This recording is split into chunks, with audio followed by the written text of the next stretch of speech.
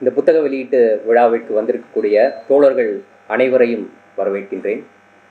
இந்த புத்தகத்தினுடைய தலைப்பை பார்க்கும் பொழுது ஒரு சிறிய திருத்தம் இருந்தால் நன்றாக இருக்கும் என்று எனக்கு தோன்றுகின்றது. போராட்டம் தொடர்கிறது, நெருக்கடி நிலை காலத்திலிருந்து இன்று வரை. புத்தகத்தினுடைய தலைப்பு இது. அறிவிக்கப்பட்ட நெருக்கடி நிலை காலத்திலிருந்து அறிவிக்கப்படாத நெருக்கடி நிலை காலம் வரை அப்படின்னு ஒரு தலைப்பு வச்சிருந்தா பொருத்தமாக இருக்கும் அப்படின்றது எனக்கு தோணுது. உண்மையில் புத்தகத்தில் இடம்பெற்றிருக்கக்கூடிய இந்த விஷயங்களும் கூட அதை குறிப்பதாகத்தான் இருக்கின்றது.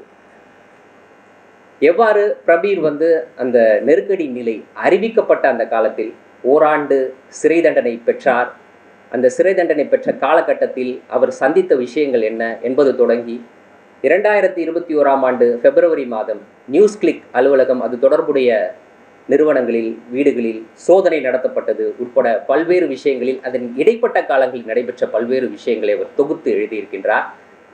சுப்பாராவ் அவர்கள் மிக அருமையாக அதை மொழிபெயர்த்திருக்கின்றார்.